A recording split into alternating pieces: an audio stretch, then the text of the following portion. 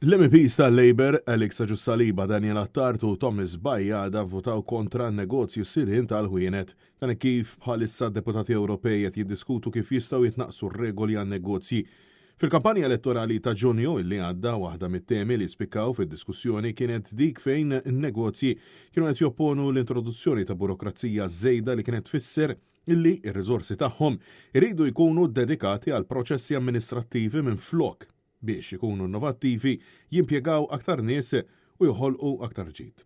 Fid-dawl ta' din id-diskussjoni il-Parlament Ewropew beda b'ħidma minnu fih biex jagħmel il-ħajja tan-negozji speċjalment tal-SMEs u n-negozji tal-familja aktar faċli. U bekk jippospon l-introduzzjoni ta' ċertu obbligi ġodda. F'dak li kellu jkun l-ewwel vot importanti f'dan il-proċess hekk imsejjaħ Stop the Clock, vot illi għadda b'maġġoranza ta' 427 vot favur u 221 vot kontra, l-MPs tal-Partit Laburista ivvotaw kontra.